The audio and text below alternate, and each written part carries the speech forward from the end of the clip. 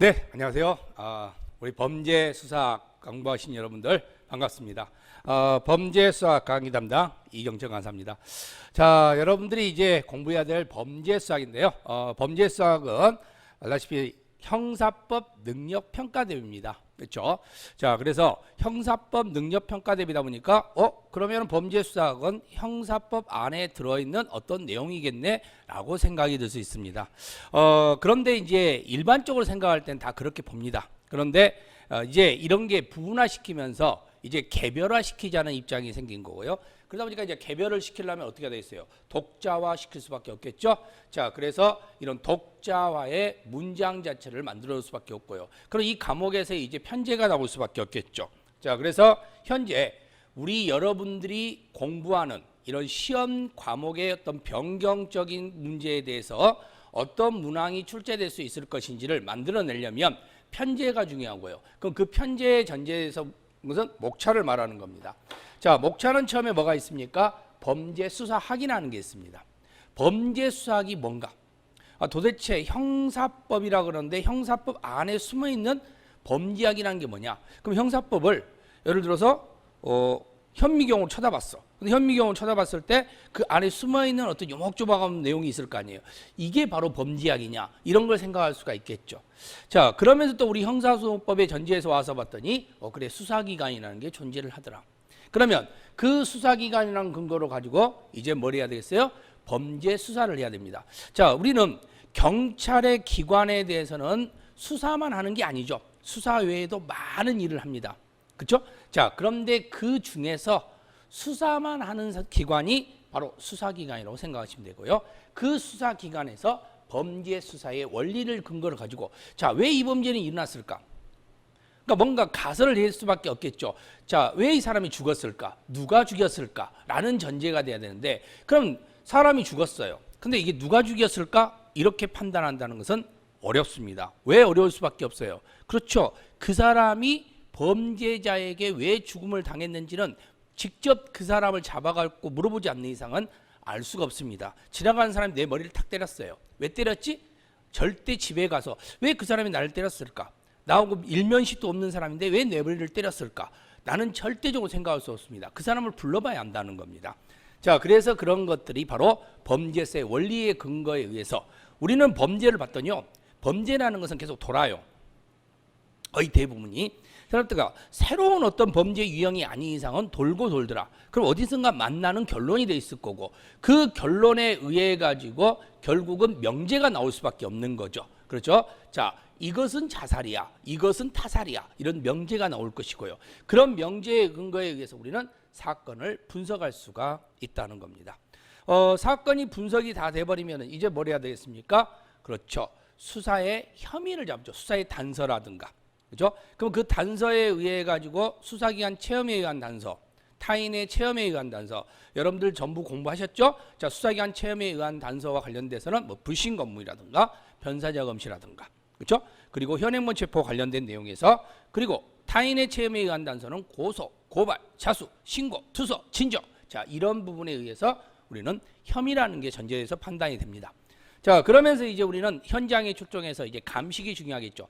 자, 먼저 신고를 받고 출동해서 제일 중요한 건 감식이에요. 근데 현장 가서 감식이라는 전제인데요. 자, 우리가 혈흔이 발견됐습니다. DNA가 발견됐습니다. 그럼 DNA 일치성 여부라든가 이런 부분들을 판단할 수가 전혀 없겠죠. 그러면 혈흔의 일치성 여부, DNA 일치성 여부 이런 것은 이제 뭘로 할 수밖에 없어요? 그렇죠. 과학수사를 할 수밖에 없겠죠. 그래서 과학수사의 전제에 의해서 이루어질 수밖에 없다라고 보시면 됩니다. 자, 이제 범인을 잡았네요. 그럼 이제 범인을 잡아가지고 범인한테 왜 죽였는지 하고 물어본다든가 왜 범죄를 저질렀는지 물어봐야 되겠죠. 그러나 그 사람은 대답을 안 하겠죠. 왜? 특히 우리는 또 진술 거부권에 고지 의무가 있기 때문에 더군다나 당연히 대답을 안 할 거라는 겁니다. 그럼 우리는 어떻게 해야 돼요? 꼬셔야죠. 어떻게 해요? 그렇죠? 수사의 면담 기법을 가지고 꼬실 수밖에 없는 겁니다. 그렇죠? 자, 그러면서 이제 마지막으로 이제 그 사람의 어떤 심리성이라든가 이런 부분들에 관련된 걸 타치할 수 있는 방법이 바로 수사 심리학입니다. 자, 요 내용을 갖고 여러분들이 우리 범죄 수사학이라는 걸 공부를 합니다. 자, 이게 오리엔테이션 지금 여러분과 저하고 학원 가장 첫 시간의 오리엔테이션입니다. 자, 이걸 본도 있을 때요. 여러분들이 지금 현재 형사과나 수사과에 계셨던 분들은 그래도 대충 감을 잡으실 수 있겠지만은 만약에 내가 수사과나 형사과에 있지 않았었다. 나는 그쪽에서 잘 맡은 적이 없다라고 하신 분들은 뭐지? 라고 한 겁니다. 자, 바로 뜬구름이 되는 거죠. 그죠? 여러분들이 경찰에 입문하셨을 때 나 형사소송법 공부했어. 근데 형사소송법에서 공부했던 건데 형사소송법에서 공부했던 건 딱 하나 더 본 게 수사기관이네? 그 애는 나는 하나도 모르겠네? 라고 되는 것이고요. 자, 그 다음에 여러분들 중에서 만약에 경찰 실무를 그때 실무2와 관련된 수사 실무죠? 저 수사를 공부하셨던 분들은 그래도 대충 감이 올 겁니다. 범죄 수사 원리 들어봤네? 그리고 수사 혐의 들어봤네? 현장 감식 들어봤네? 과학수사 들어봤네? 그런데 사건 분석 안 들어봤죠? 수사 면담 안 들어봤죠? 수사 심리학 안 들어봤습니다. 그러면 결론은 여러분들이 공부했던 바로 범죄와 관련되어 있는 연관관계가 있는 것 중에서 여러분들이 알고 있는 것은 첫 번째 공부 수사 실무인데 수사 실무는 말 그대로 실무예요. 그리고 당연히 두 번째 형태가 형사소송법인데 형사소송법이라는 것은 법률입니다. 그러면 실무하고 법률적 근거에서 판단될 수 있는 부분에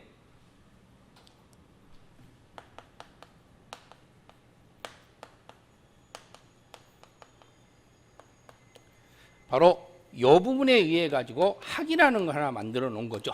그렇죠? 그래서 이런 부분이 뭐가 되는 거예요? 학문적 입장이 되는 겁니다. 그렇죠? 학문적 입장.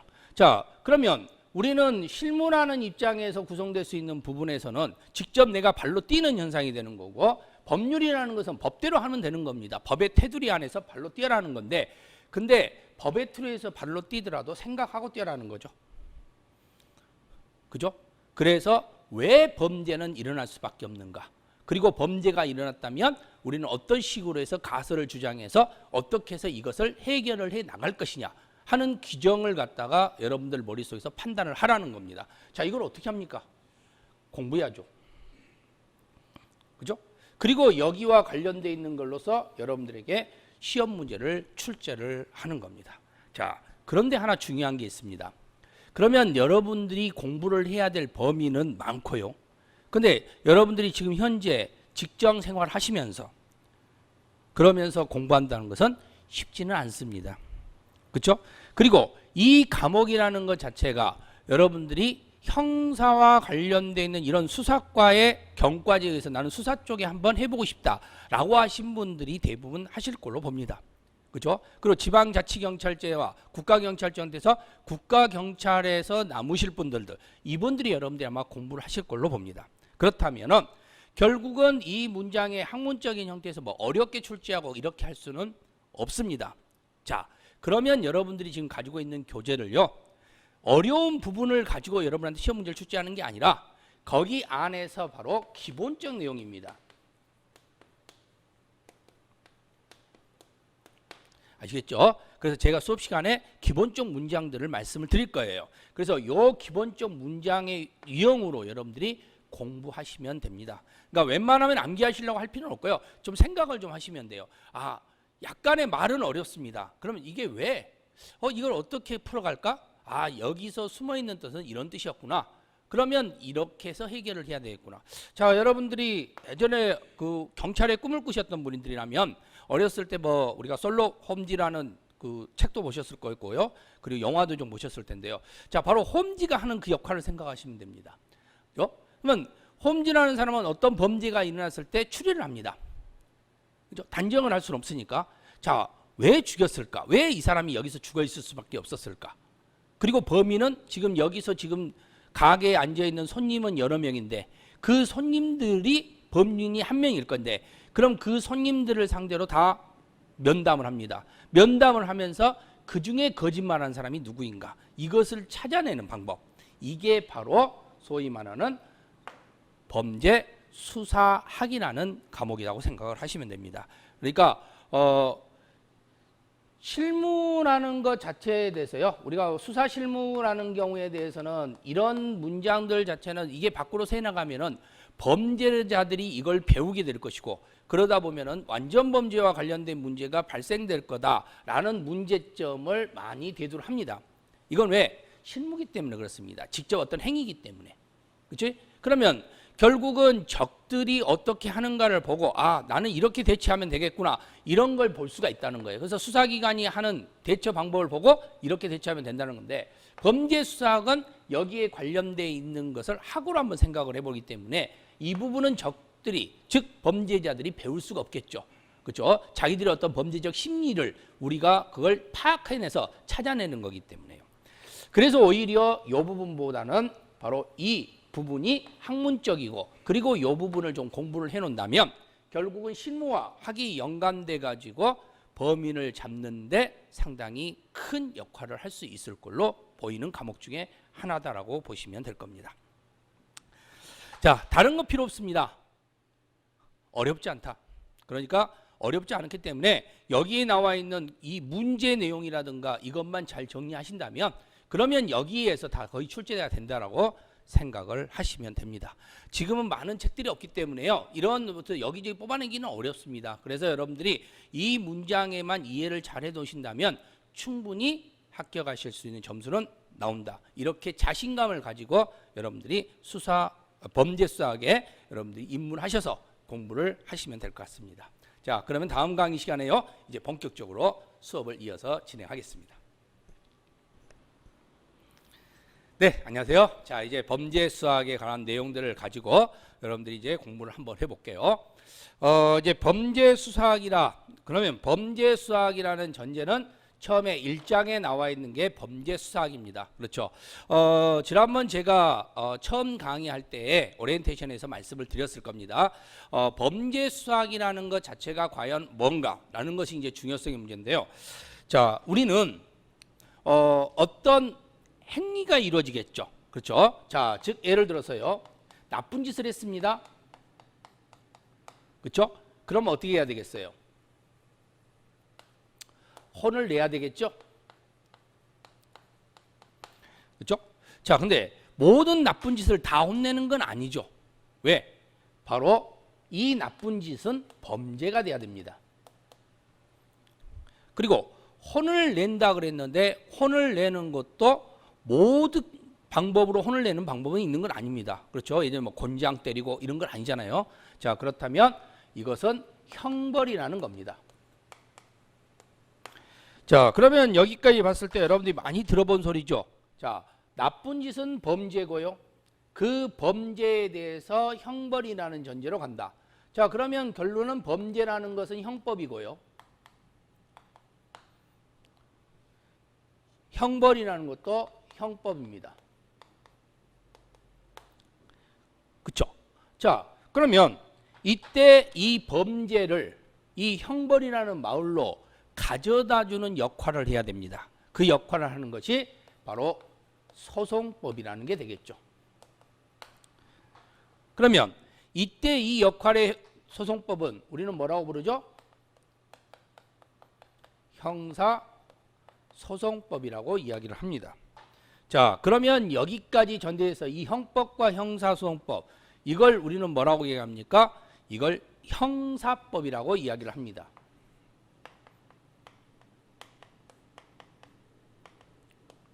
이게 형사법 체계예요. 근데 여기서 일단 형사소송법이라는 것을 가지고 봤더니 여기에가 단계가 나와 있죠. 자, 수사 단계 그리고 공판 단계입니다. 그러면 이 수사 단계와 공판 단계라는 게 전제되면서 바로 여기에서 이 형사소송법 안에 요 수사라는 부분이 존재를 합니다. 그러면 여기 있는 요 수사라는 전제를 근거로 우리는 뭘 해야 되냐? 이제 현미경으로 확인을 해 봐야 되겠죠. 자, 현미경으로 확인을 해 봤더니요. 수사를 진행을 할 때는 일단은 뭐가 돼야 되냐? 범죄가 성립해야 수사가 진행된다는 것은 우리 형사법에서도 볼 수가 있는 거예요. 그렇죠? 그러니까 형법이 없으면 형사소송법은 나올 수가 없어요. 형법에 범죄가 나와야, 즉 수사를 개시하려면 범죄가 존재를 해야 비로소 수사를 개시할 수밖에 없는 겁니다. 그러면 이 수사를 진행할 때는 출동을 하게 될 것이고, 그리고 현장의 감식 문제가 나오게 될 것이고,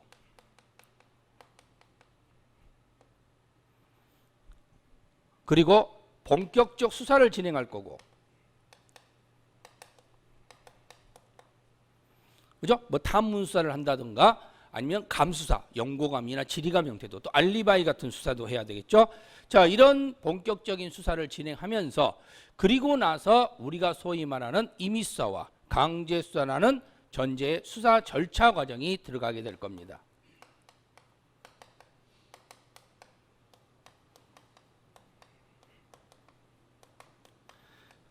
자, 그리고 이제 수사가 종결이 되겠죠. 그러면 이 수사가 종결이 되면서 우리는 바로 기소냐 불기소 여부를 따지게 될 거고요. 그때 기소냐 불기소 여부의 전제에 의해서 우리는 공판으로 갈 건지 말 건지 여부가 파악이 될 수밖에 없을 거라는 겁니다. 자, 이게 바로 소위 말하는 형사법의 절차 과정입니다. 있죠? 근데 이 절차 과정에서 왜 출동해야지? 왜?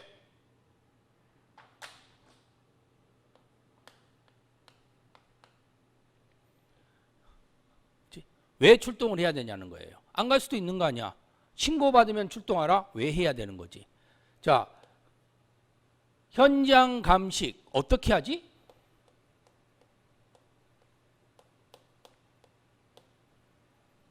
그지? 현장 감식 어떻게 하지? 그러면 왜 출동을 해야 되고 왜 현장 감식을 해야 되는 건지, 그죠? 이게 이제 궁금해질 거 아니에요. 왜 해야 되냐는 거예요. 그리고 뭐부터 시작을 해야 되지? 현장에 가서 어떤 것부터 시작을 해야 되지? 자, 이것을 전제로서 이건 다 우리가 뭐예요? 경험에 의해서 이루어질 수밖에 없어요. 그렇죠? 근데 경험이라는 것 자체는 새로운 것이 발생되면은 경험이라는 것은 다시 오류를 시작합니다. 그리고 그 오류에 의해 가지고 다시 또 새롭게 시작되는 거고요. 또 경험에 의해서 하다 보면 여러 가지 오류 판단의 문제에 의해 가지고 실패의 문제가 생길 수 있다는 거예요. 자, 실패는 성공의 어머니다라는 말이 있습니다. 그런데 문제는요, 실패를 자주 해버리면 성공의 어머니는 아무 의미가 없고요. 특히 수사 단계에서 실패를 해버리면요, 이건 성공의 문제로, 자, 이번에는 실패했으니까 다음에는 성공해야지. 그러면 이번 범죄자는 못 잡게 되는 겁니다. 그러면 무조건 성공을 해야 돼요. 그렇죠? 그럼 무조건 성공을 해야 되는데 그 성공할 수 있는 근거는 어디에 있겠느냐? 바로 이것은 학문적 근거에서 파악할 수밖에 없더라. 그렇다면 결론은 어디에 있을 수밖에 없다는 거예요? 바로 이 학에 있다는 거죠. 그래서 우리 이걸 배우는 겁니다. 아, 그렇구나. 그러면 이 학이라는 전제에서 파악될 수 있는 부분이 나왔으니까 그 학이라는 부분에서 구성될 수 있는 부분을 가지고 우리가 찾아낼 수밖에 없겠구나. 이게 나오는 거죠. 자, 그래서 당연히 이 말 자체는 쉽다, 어렵다? 어려울 수밖에 없다. 알겠죠? 어려울 수밖에 없습니다. 말 자체는 어려워요. 잠도 오고요. 머리도 아프고요. 자, 그렇지만 듣다 보면은 엑기스만 골라보면은 그렇게 머리 아프지는 않습니다. 그리고 재밌어요. 일단은 상황 자체를 놓고 우리가 범죄자를 잡을 수 있는 부분에서 놓치는 부분이 많습니다. 근데 그것을 우리가 일반적으로 학이라는 전제를 놓고 판단하다 보면 학은 책상에 앉아서 하는 거고요. 실무는 직접 발로 뛰는 거예요. 자, 그러다 보니까 당연히 부딪힐 수밖에 없죠. 자, 너희들은 여름에 에어컨 틀어놓고 앉아서 가만히 책상에 앉아가지고 연구하고 있지 않냐? 근데 그 연구하고 우리는 직접 발로 눈으로 직접 보는 거야. 그러니까 직접 본 사람하고 연구한 사람하고 누가 더 낫겠어? 당연히 직접 발로 본 사람이 더 낫지. 그러니까 경험이 최고야 라고 이야기할 수 있다는 거예요. 하지만 첨단 사회에서는 경험이 꼭 최고라고 볼 수는 없습니다. 갈수록에 많은 어떤 기구라든가 또 우리가 사용할 수 있는 것, 뭐 컴퓨터와 관련된 거라든가 이런 부분들은 아주 많이 좋아지고 있습니다. 그래서 책상에 가만히 앉아서도 얼마든지 데이터를 뽑아낼 수도 있고요. 얼마든지 범죄 현장을 볼 수가 있습니다. 그런데 예전에는 그렇게 할 수가 없었죠. 그러니까 직접 현장에 가야 뭔가를 할 수 있었고요. 지금 현재는 현장에 가지 않고도 얼마든지 현장을 볼 수가 있기 때문에 현장 상황을 파악할 수가 있다는 겁니다. 그럼 학문적으로 파악하는 것과 실무적으로 파악하는 게 합쳐진다면 당연히 어떻게 되겠어요? 아주 큰 효과를 볼 수밖에 없고 그 시너지에 의해 가지고 사건 해결에 중점이 될 수밖에 없다는 겁니다. 자, 그걸 하기 위해서 여러분들이 범죄 수사학이라는 전제를 보는 겁니다. 수사를 빼버리면 범죄학입니다. 그렇죠? 자, 우리는 그동안에는 이 범죄학의 근거에 의해서만 이루어졌던 겁니다. 그래서 범죄학의 중심이었죠. 그러니까 범죄학의 중심이 되다 보니까 범죄 수사학이라는 것은 범죄학 안에 들어있는 어느 한 일종의 형태로 볼 수밖에 없었겠죠. 그러면서 범죄학에 있는 일부분을 보다 보니까 당연히 범죄 수사학이라는 연구는 거의 이루어지지 않았다라고 보시면 됩니다.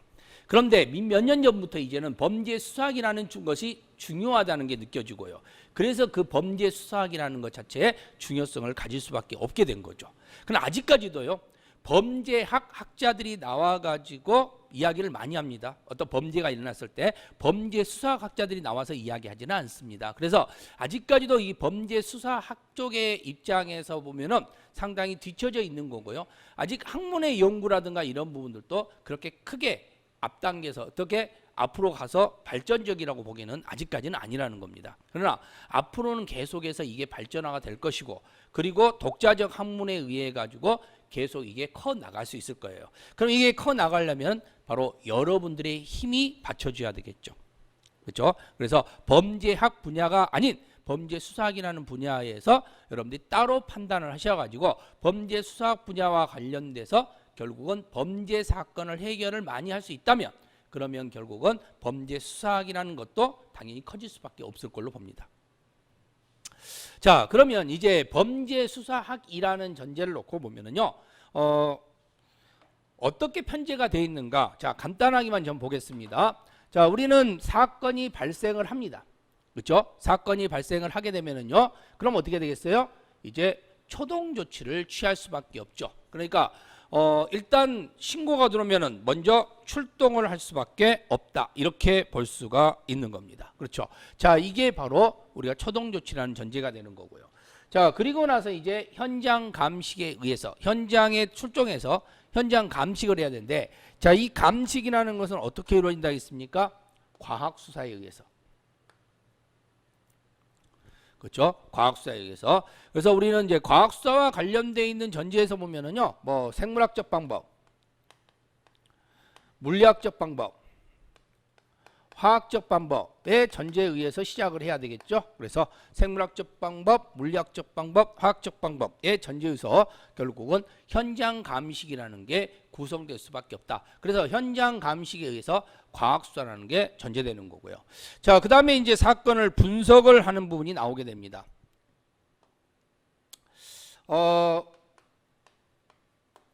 우리는 사건이라는 것은 추리라는 단계에서 이루어질 수밖에 없습니다. 그렇죠? 추리라는 단계에서 이루어지는데 사건 자체를 놓고 판단했을 때 왜 이 사건이 일어났을까?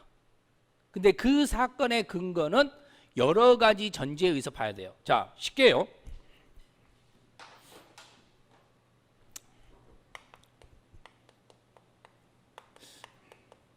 한 개의 사건이 일어났다고 한번 생각해 보죠. 자, 그러면 한 개의 사건이 발생을 하게 되면은요, 이제는 뭘 해야 됩니까? 추리를 해야 됩니다. 그렇죠? 추리. 왜? 수사는 추리하고 추론하는 단계잖아요. 그러다 보니까 추리를 해야 되는데 그 추리를 할 때는 하나로만 추리를 할 수 없잖아요. 그러니까 다수 추리를 할 수밖에 없을 겁니다. 여러 가지 상황을 추리하는 거죠. 그지? 사람이 죽었다. 왜 죽었을까? 원한일까? 치정일까? 아니면 강도, 이호범일까? 자, 이런 것들을 여러 가지를 추리를 해보는 거예요. 그래서 A도 추리하고 B도 추리하고 C도 추리하는 겁니다. 자, 그럼 맞춰봐야 되겠죠? 이렇다, 이렇다, 이렇다. 그러면 그 추리가 맞는지 안 맞는지를 확인해 봐야 될 거 아니에요. 그럼 A가 맞는가? 자, 원한에 의한 경우냐? 원한에 의한 경우라면 어떤 문제가 생기냐? 현장에 출동했을 때 사체를 봤을 때 흉기가 여러 개 사용했다든가 아니면 뭐 잔혹해 보인다든가 뭐 이런 게 있으면 좀 원한이라고 볼 수 있겠죠.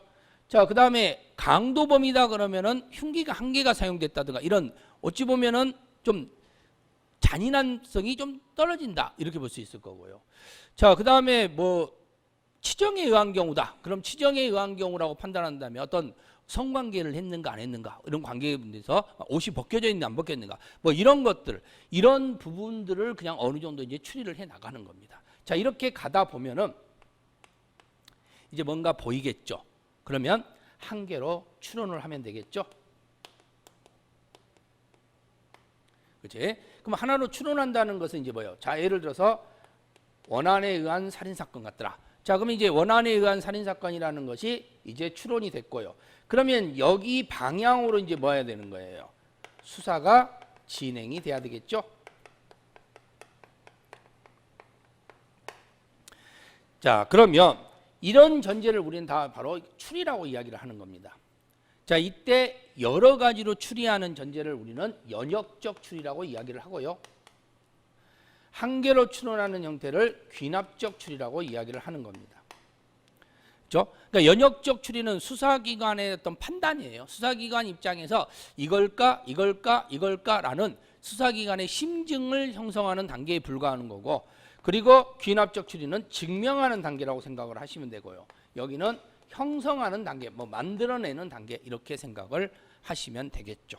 자 말이 좀 어려웠죠? 하지만 여러분들이 이제 구성할 때 이런 거 생각하시면 돼요. 아 이것 자체에 대해서는 연역성이라는 것은 여러 개를 판단하는 거니까 이건 생성하는 걸 만들어낸 거니까 형성하는 거구나 이런 거 보시면 되고, 귀납이라는 것 자체는 이제 하나로 만들었으니까 이걸 뭐 하면 돼? 이건 이겁니다 라고 증명하는 단계구나 이렇게 여러분들이 구분을 하시면 되는 겁니다. 자 그래서 이제 우리는 이렇게 해서 사건을 분석할 수밖에 없는 거예요. 그렇죠? 그러면서 이제 우리는 연역이나 귀납이나 이런 부분에서 추리적 문제가 생기면서, 그러면서 아까 제가 썰로검지 이야기도 했지만은 가설적 근거에 의해서, 그렇죠? 그럼 가설적 입장을 놓고 판단을 해서도 해야 될 거 아니에요. 아무래도 만약 이게 이런 사건이라면, 그죠? 이게 이런 사건이라면, 그럼 결론은 이런 흔적이 증적이 나와야 된다. 자 이게 자살이라면 그러면은 이제 몇 가지가 나와야 되겠죠. 자살이라는 근거가. 이게 타살이라면 그러면 타살이라는 근거가 나와줘야 되겠죠. 그래서 그것을 갖다가 유추해 나가는 거예요. 나중에 이제 사건 분석하면서 또 가설과 관련된 부분을 좀 공부를 할 수 있고요. 자, 그 다음에 이제 수사 방침을 설정합니다. 우리가 이제 수사 방침을 설정한다는 것은요, 이제 진짜 진행이 되는 거죠. 그러면 추리적 근거에서 귀납적 추리적 근거가 이루어졌고, 그 귀납적 추리 방향으로 이제 수사를 진행하면 그 수사의 방침에 의해 가지고 탐문도 그 방향으로, 원한에 의한 방향에 의한 탐문이 이루어질 것이고요. 자, 원한에 의한 방향으로 범죄자들의 용의자가 추정되겠죠. 그 용의자들을 데려다가 그 알리바이도 찾아낼 수 있을 것이고요. 그렇죠? 또 감과 연고감이 있었는가 없었는가, 지리감이 있었느냐 없었느냐 여부도 파악할 수 있을 거고요. 그리고 유리품이 발견됐을 때는 뭐 유리품 수사와 관련된 문제, 또 작물과 연관이 됐다면 작물 수사와 관련된 문제. 자, 이런 문장에서 뭐 탐문 수사, 감 수사, 그리고 유리품 수사, 작물 수사, 알리바이 수사. 자, 이런 부분들이 여기서 실행이 될 겁니다. 자, 그러면서 이제 수사의 실행이 본격적으로 이루어진다라고 보시면 되겠고, 그러면 이 수사의 실행에 의해 가지고는 뭐 수사의 단서에 의해서, 그렇죠? 수사의 단서와 관련돼서 본격적인 이제 수사가 관련된데, 이미 수사와 관련되어 있는 형태는 바로 피의자를 신문하는 역할부터 시작을 하죠. 피의자를 신문하고 참고인을 조사하는 그런 역할의 전제에 의해서 이루어지고요. 그러면서 이제 체포, 구속이라는 단계가 구성될 수밖에 없겠죠. 그럼 체포, 구속이라는 단계가 전제되면서 이제 이 사람이 범인이라고 판단한다면 이때는 꼬셔야 된다 했죠. 그래서 이제는 조사 요령, 조사를 전제시켜야 되고, 그 조사에 전제했을 때 면담 기법이 나올 수밖에 없는 겁니다. 그러면 이 면담 기법과 관련돼서 결국은 어떤 방법으로 이제 면담을 진행을 해 나갈 것이냐, 어떤 식으로 이 사람을 꼬실 것이냐 하는 부분들이 만들어질 수밖에 없는 거라고 보시면 됩니다. 자, 그러면서 마지막으로 이제 사건이 해결될 거고요. 그 사건이 해결됨으로 인해서 기소냐, 불기소냐 여부에 의해서 결국 이루어질 거고, 그러면서 우리는 결국 기소를 하기 위해서 수사를 하는 겁니다. 그렇죠. 그러니까 기소를 안 하려면 수사를 할 필요가 없어요. 그럴 거 아니에요. 불기소로 끝내려면 아예 처음부터 수사를 할 필요가 없는 거예요. 그래서 범죄가 성립되어야 수사가 될 수가 있는 겁니다. 그렇죠? 그럼 범죄가 되어야 수사가 시작될 수 있는 거고 수사를 해보니까 범죄가 아니었어요. 잘못 착각했던 거예요. 그러면 이제 불기소 처분하는 거고요. 만약에 이게 범죄가 맞아요. 그러면 그때는 기소 처분을 하면 되는 겁니다. 그렇죠? 자, 그래서 수사에 종결 문제가 발생을 한다라고 보시면 되는 겁니다. 자, 여기까지 해서 여러분들이 이제 범죄 수사학의 체계를 여러분들 한번 살펴봤는데요. 자, 이 체계적 근거를 가지고 여러분들이 교재에 가셔가지고 제가 몇 개 밑줄을 좀 쳐드릴 테니까 그 밑줄 친 부분을 전제로 해서 여러분들이 정리를 조금 더 해주시면 될 겁니다. 아시겠죠? 자, 그러면은 교재를 한번 보겠습니다. 교재 10페이지죠. 교재 보면은요. 자, 이제 보시면은 첫 번째 본서의 체계와 내용이 나와 있을 거예요. 그렇죠? 자, 거기 보시면은 이제 범죄 수사학이라는 것은 이걸 이야기한다라고 되어 있습니다. 그렇죠? 자, 범죄 수사학이라는 것 자체에 대해서는요. 일단 수사기관이 행하는 범죄 수사에 관하여 기술한 책자입니다. 그렇죠? 자, 제가 밑줄 치라는 부분만 중심적으로 하시면 됩니다. 제가 말하는 부분까지 칠 필요는 없고요. 자, 그리고 이때 이 범죄 수사학이라는 전제는요. 범죄 수사학의 발달 과정을 이해하고 범죄 수사학의 의의와 연구 영역, 접근 방법론, 인접 학문가의 간격 등을 이해함으로써 범죄 수사학 이론을 기초를 세울 수 있을 것이다. 자, 인접 학문가에 관련되어 있는 내용은 아까 제가 형사법과 연관시켜서 이어지는 부분들을 이야기 드렸고요. 그러면서 이것을 갖다가 독자화시키는 입장에서 이루어진다고 그랬죠. 자, 그러면은 이제 범죄 수사란 무엇인가? 자, 이게 중요하겠죠. 우리한테는 범죄 수사. 자, 범죄 수사의 개념과 목적이 무엇이고 범죄 수사에 지켜야 될 기본 원칙은 어떤 것이 있는지 범죄 수사에 대해서 규율하고 있는 우리나라 현행 법령 체계는 어떤 것이 있는지를 확인하는 단계. 이게 범죄 수사입니다. 자, 그래서 이 범죄 수사의 의의는 중요합니다. 그렇죠? 그래서 범죄 수사라는 자체의 어떤 목적, 우리는 이제 범죄 수사의 목적의 근거로서 판단될 수 있는 것은요. 자, 첫 번째로 근거와 판단할 수 있는 것은 피의 사실의 진상을 파악하는 부분입니다. 그러니까 피의 사실의 진상을 파악한다는 것 자체는요.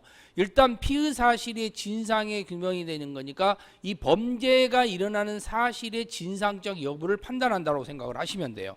자, 그러면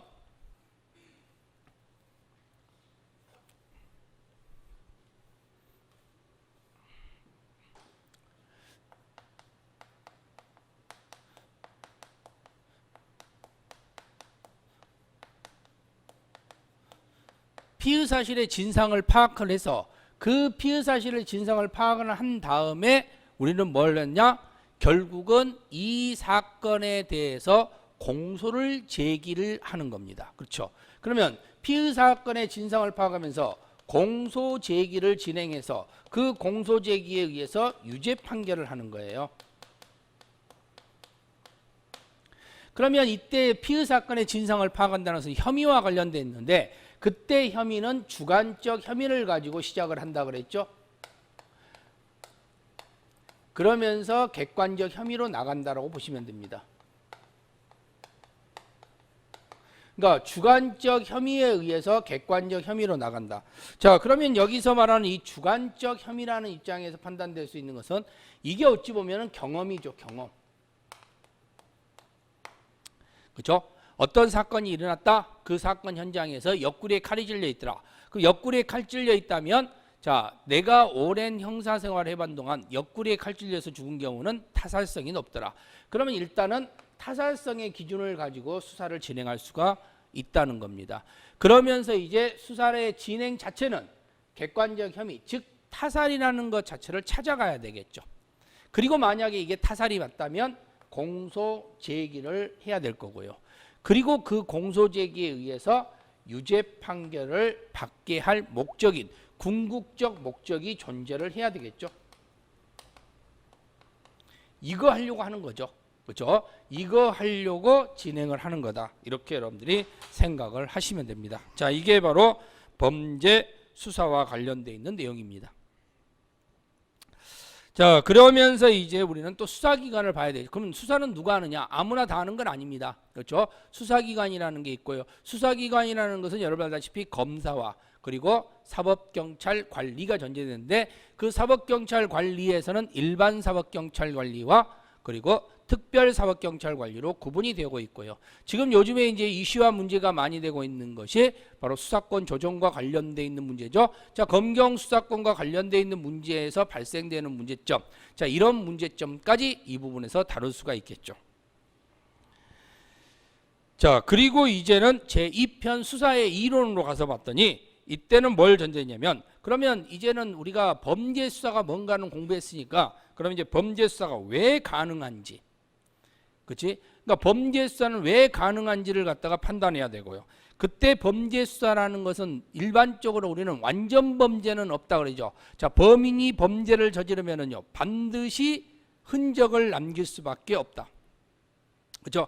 그럼 범인이 범죄를 저지르면 반드시 흔적을 남기는 이유. 자, 이게 뭐겠는가?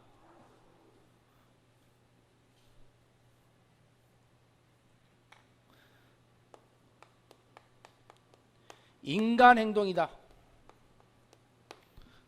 그리고 사회 행동이다. 사회적 행동이죠. 자연 수반 행동이다.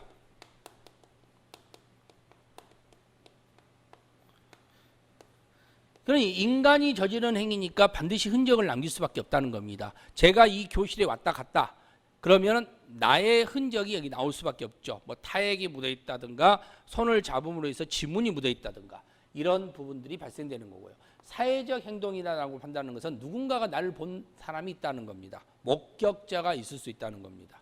그렇죠? 그래서 증거는 사회에 의해 가지고 밝혀질 수 있다는 거죠. 그리고 자연현상을 수반하는 행동이다 보니까 자연적 근거에 의해서 그 흔적이 거기에 형성될 수밖에 없더라. 이런 것들이 바로 소위 말하는 범죄 흔적에 의해서 완전 범죄는 나올 수가 없다. 그럼 완전 범죄는 나올 수 없는 건데 그런데 사건을 해결하지 못하는 미제 사건은 나온다. 그럼 미제 사건은 왜 나올 수밖에 없느냐? 바로 실패죠. 어떤 실패? 수사에 대한 실패가 되는 겁니다. 그러니까 수사에 대한 실패니까 다시 반성하고 분석하고 검토를 판단해서 다시 다음에 이와 똑같은 사건, 왜? 범죄라는 것은 돌고 돈다 그랬죠? 그럼 이런 범죄가 발생한다면 절대 실수를 해서는 안 된다. 이렇게 봐야 된다는 겁니다.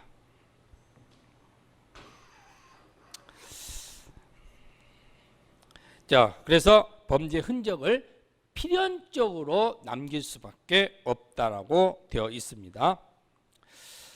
범죄 흔적에는 우리의 눈에 보이는 흔적이 있죠. 유형적 흔적입니다. 눈에 보이지 않는 흔적을 무형적 흔적인데요. 자, 무형적 흔적이라는 것은 어떤 심리 같은 것을 말하겠죠. 자, 이때 범죄 흔적을 바탕으로 합리적인 추리를 통하게 되는 겁니다. 자, 이게 바로 이제 추리가 나오는 거죠. 그죠? 그래서 범죄 흔적을 바탕으로 합리적인 추리에다 밑줄을 쳐보세요. 그죠? 범죄 흔적을 바탕으로 합리적인 추리를 할 수밖에 없고요. 자, 이걸로 인해요. 그죠? 이걸로 인해서 이제 수사라는 것이 이루어질 수 있게끔 진행을 하는 거죠. 자, 그러면 이제 범죄 흔적을 바탕으로 추리를 하게 되는데, 자, 그러면 이제 그 범죄 흔적을 바탕으로 추리를 하면서 그 추리라는 전제는 어떻게 하느냐? 추리를 갖다가 가설을 세우는 과정이 생깁니다. 그죠? 추리로 가설을 세우는 거. 자, 제가 여기서 뭐라 그랬어요? 추리라는 단계에 의해서 판단되는 게 사건 분석이라고 그랬잖아요. 그러면 이제 추리에 의해 가지고 사건이 분석된다고 생각을 하시면 됩니다. 그렇죠? 자, 그러면 사건이 분석이 이루어지고요. 이 분석에 의해서 현장이나 수집된 증거에 의하여 분석, 즉 현장 상황, 증거물 분석을 통하여 범행의 방법 및 그 과정을 체계적으로 분석하는 과정인데요. 그 분석을 바로 범행 분석이라고 이야기합니다. 그럼 자, 사건 분석에서 범행 분석으로 화살표를 한번 쳐보세요. 그러면 사건 분석을 통해서 범행 분석이 이루어지는 거죠. 그럼 이 범행 분석이 전제되고 그러므로 인하여 범행 유형에 따라서 범인의 심리 특징이 드러나는 흔적을 바탕으로 성별, 연령, 직업, 결혼 유무 추정하는 범인상 추정 문제의 기법이 활용이 되고요. 자, 그러면서 용의자의 범위를 압축하게 됩니다. 그러면 용의자의 범위를 압축하게 되는 거니까 자, 사건이 분석이 됐죠. 그리고 범행이 분석이 됐습니다. 그리고 범인상이 추정이 됐죠. 그러면 이제 어느 정도의 용의자가 어떻게 되는 거예요? 이제 줄어들겠죠. 예를 들어서 10명의 용의자 중에서 뭐 2명의 용의자가 남았다. 그러면 그 용의자의 전제가 줄어들면서 이제 뭐가 시작된다? 수사가 이제 시작되게 되는 겁니다. 그래서 그것을 수사의 방침의 설정이다 이렇게 얘기하는 거예요. 그렇죠? 수사의 방침의 설정이다. 그래서 수사 방침이라는 것은 자, 사건 분석, 범행 분석, 그리고 나서 사건에 대한 수사의 방침이 수립된다. 이렇게 3단계로 여러분들이 엮어서 보시기 바랍니다.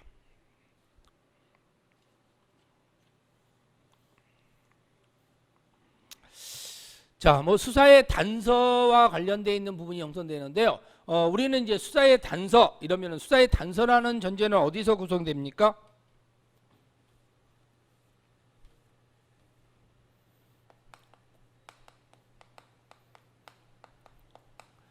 자, 내사라는 전제하고요. 수사의 단서라는 전제하고 구성되는데 자, 이 부분에 의해서 뭐가 존재하면 주관적 혐의가 존재하면 그때부터는 수사가 개시된다 이렇게 이야기를 하는 거죠.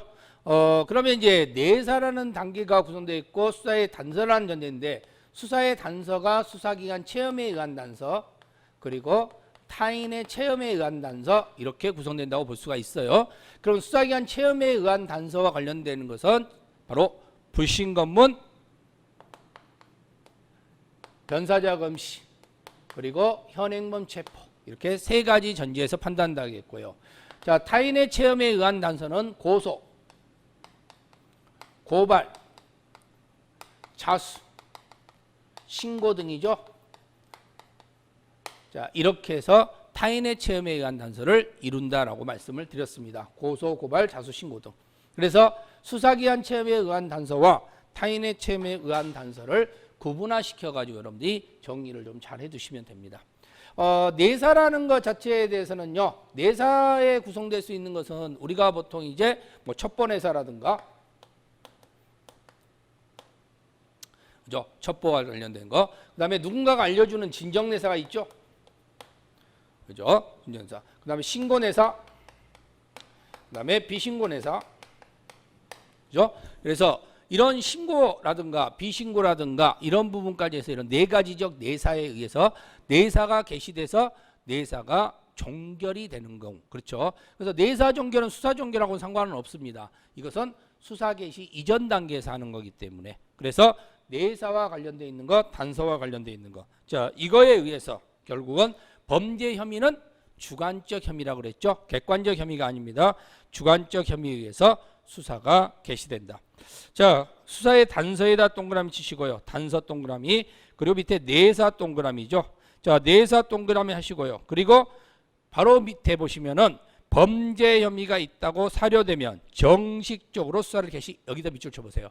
자, 근데 범죄 혐의가 있다고 사료되면 정식적으로 수사를 개시한다 그랬는데 중요한 것은 이것은 주관적 혐의가 있어야 된다는 사실입니다. 객관적 혐의가 아니라는 거죠. 자, 그래서 그 밑에 이제 뭐 예를 좀 두고 있고요. 그 예 같은 경우는 여러분들이 그냥 참조하셔서 좀 보시면 됩니다. 그렇죠?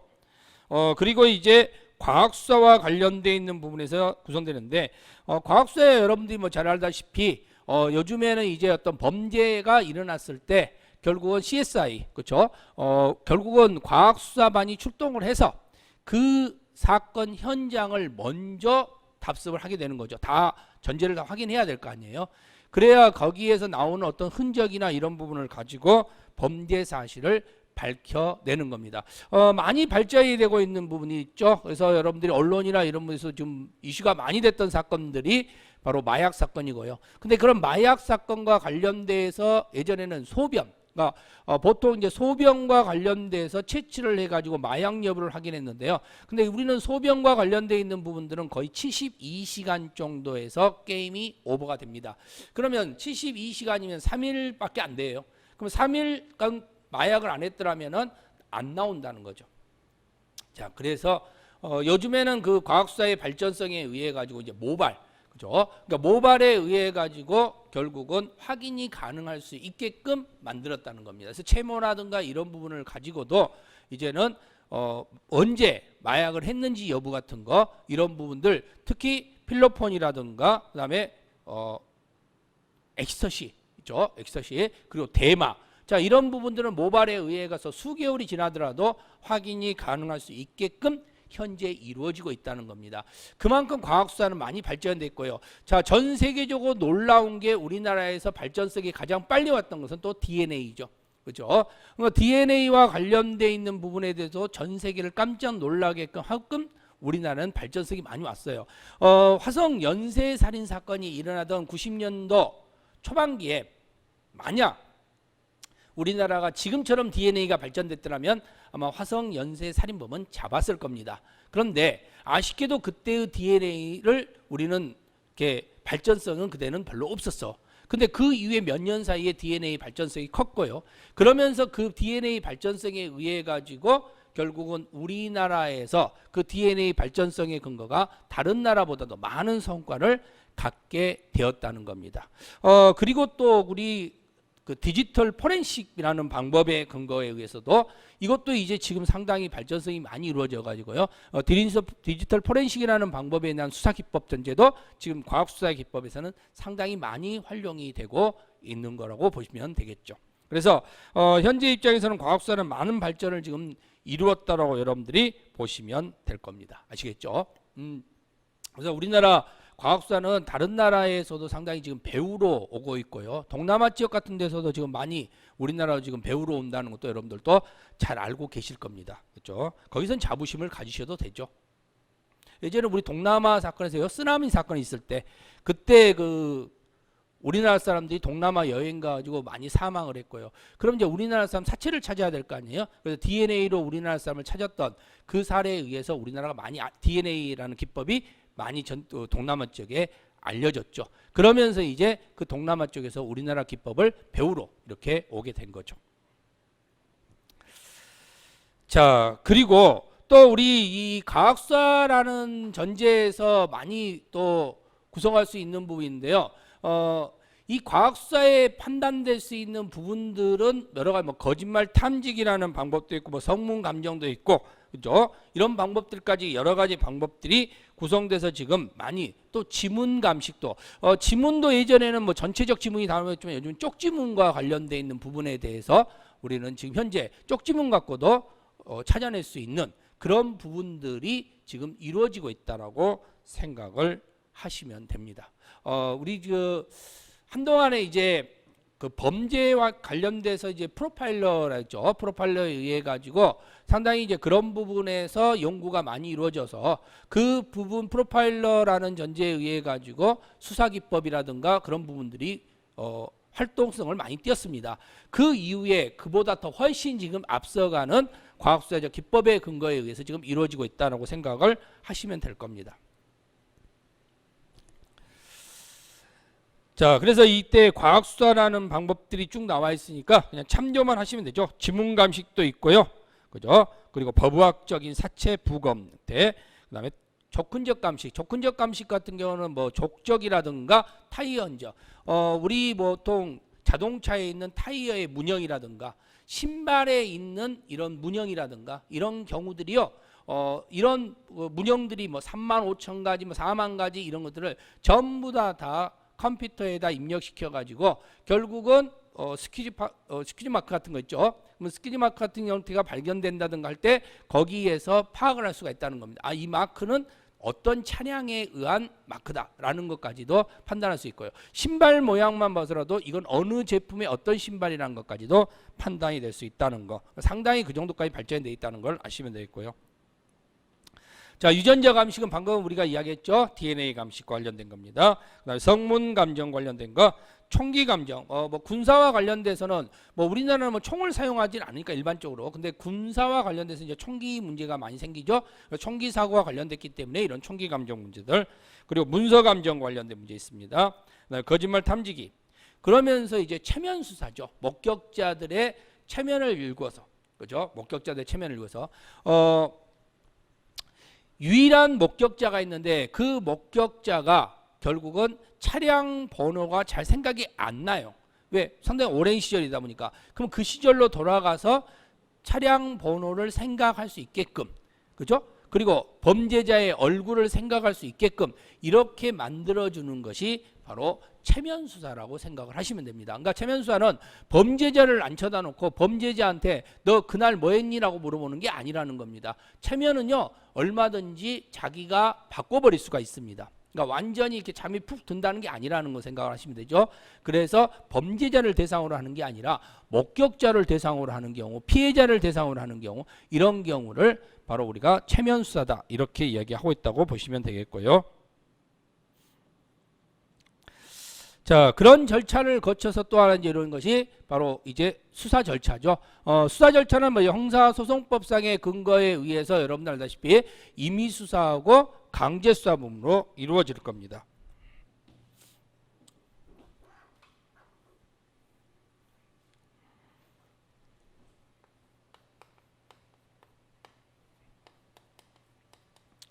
자, 임의수사라는 것은요, 상대방의 동의를 받고 하는 거죠. 그리고 강제수사라는 것은요, 상대방의 동의를 받고 하지 않는 겁니다. 자, 그러면 임의수사라는 전제를 이루어질 때 어떻게 임의를 해야 될 것이냐?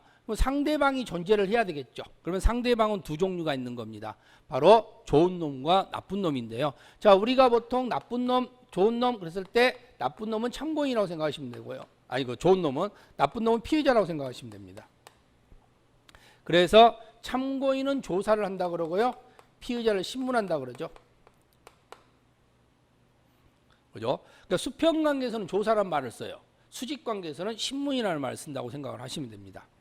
자, 강제수사와 관련돼서는요, 대인적인 강제처분이 있고요, 대물적인 강제처분이 있죠.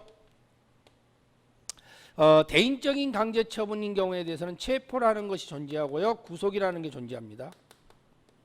자, 대물적인 강제처분은 압수, 수색, 검증 이렇게 이루어집니다. 그렇죠? 자, 그러면 이때는 체포 같은 경우에는요, 영장 없이 체포할 수도 있고요, 영장 가지고 체포할 수도 있습니다. 자, 구속 반드시 영장이 있어야 됩니다. 압수수색 검증도 반드시 영장이 있어야 됩니다. 자, 그런데 체포나 구속인 경우에는요, 긴급집행이 허용되죠. 긴급집행이 허용된다는 소리는요, 영장을 안 가지고 갔어도, 깜빡 잊어먹고 영장을 안 가지고 갔어도 나중에 원본을 제시하면 된다는 거죠. 자, 그런데 압수수색 검증은 긴급집행이 허용되지 않습니다. 반드시 영장을 소지를 해야 됩니다. 소지하지 않으면 안 된다. 이게 차이점이죠. 그래서 우리는 이제 이 부분을 가지고 여러분들이 있는데, 피의자 신문은 어떻게 할 것이며, 참고인 조사는 어떻게 할 것이며, 체포는 어떻게 할 것이며, 구속은 어떻게 할 것이며, 자, 그런 부분들은 우리는 형사소송법상의 전제에 의해 가지고 이루어지는 부분이라고 생각을 하시면 되겠죠. 자, 근데 이제 우리는 피의자를 신문하다 보니까 생각날 수 있는 부분이 있습니다. 그게 바로 면담 기법이 되는 겁니다. 그렇죠? 어떤 면담에 의해서 어떻게 전제를 해야 될 것이냐. 자, 우리는 조사를 할 때요, 상대방을 꼬셔야 돼요. 근데 상대방을 꼬셔야 하는데, 자, 예를 들어서 전과자를 한번 꼬신다고 생각해 보세요. 전과자는요, 이미 이 범죄자의 입장에서는 경험이 이미 풍부합니다. 근데 거기 와서 오빠만 믿어라고 이야기하면 절대적으로 경험이 있는 사람은 믿지 않겠죠. 그러나 처음 이제 막 연애 초기에 있는 사람은 오빠만 믿어 그러면 어떻게 했어요? 당연히 믿죠. 그죠? 그러니까 신뢰성이라든가 이런 부분들이 전제가 될 수 있어요. 하지만 연애의 경험이 있는 사람한테 오빠를 믿어라고 해봤자 그 사람 오빠 안 믿는다는 겁니다. 그것은 신뢰성이라는 건 아무 소용이 없다는 겁니다. 자, 오히려요. 그죠? 오히려 경험이 많은 사람한테 접근할 때는요. 그건 인간미로 접근을 해야 됩니다. 그렇죠? 인간미. 어떤 뭔가를 걱정하고 그러면서 묵묵하게 옆에서 지켜만 봐주고. 그죠? 그러니까 비가 오는 날 우산만 던져주고 가고. 그죠? 아픈 날 옆에서 약만 던져주고 가고. 이런 식으로 해야만, 그런 방향으로 가야만 비로소 우리는 성공할 수가 있는 거고요. 그러나 초범자는 그렇지 않죠. 재범자는 그렇지만 초범자는 그렇게 가는 게 아니라 그때는 뭐예요? 신뢰성. 나만 믿고 따라라. 내가 너를 위해서 뭔가를 도와주겠다. 지금 너가 한 말에 대해서 그거에 대해서 우리가 최대한 너를 도와주는 방향으로 우리는 수사를 진행하는 거다라고 하면서 그걸 진행을 해야 될 거 아니에요. 그래서 이런 재범자를 조사하는 방법이나 초범자를 조사하는 방법, 이런 방법들은 달라야 된다는 겁니다. 그러니까 그런 방법들에서 우리는 이제 뭘 전제시킬 수밖에 없어요. 바로 범죄에 대해서 바로 인지, 면담, 기법이라는 전제를 구성해서 우리는 공부할 수밖에 없다라고 보게 되는 겁니다. 자, 이게 바로 소위 말하는 범죄 수사학의 기준이다라고 파악이 될 수가 있는 거죠. 그렇죠? 그러니까 앞으로 우리가 공부해야 될 것이 이런 거 공부하는 거예요. 그렇죠? 그러니까 전체적인 내용을 우리는 과연 어떤 식으로 진행을 해 나가는가. 수사를 진행할 때 수사의 개시와 수사의 종결을 놓고 그 수사의 개시 이후부터는 과연 우리는 뭘 해야 될 것인가, 어떤 방향으로 진행을 할 것이냐 하는 부분들을 전제로 나오는 거고요.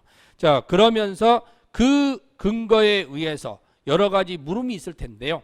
자, 이때 우리나라에서는 범죄 수사가 어떻게 행해지고 있는지, 범죄 수사의 실제 모습을 기술하고 있는 것인지만 아울러 범죄 수사가 어떻게 행해져야 하는지에 대한 당위를 제시하는 범죄 수사의 지침으로서의 역할을 포함하고 있다는 겁니다.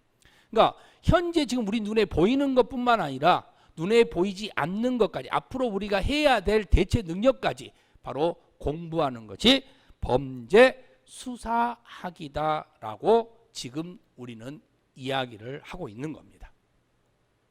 자, 이렇게 해서 첫 시간에는요, 앞으로 우리가 공부를 범죄 수사학은 왜 진행을 해야 될 것이며 어떤 것을 우리가 공부를 하는가라는 걸 가지고 한번 체계를 한번 살펴봤습니다. 자, 그럼 이제 다음 시간에는요, 이제 범죄 수사학의 의의라든가 필요성 부분들, 왜 범죄 수사학이 필요할 수밖에 없는지, 왜 우리는 설득을 해야 될 거 아니에요, 여러분들한테. 그래야 나도 범죄 수사학이라는 공부해야 되겠구나 이런 마음을 갖겠죠. 그래서 여러분들을 설득시키는 단계를 가지고 공부를 해보도록 하겠습니다. 다음 시간에 뵙겠습니다. 수고하셨습니다.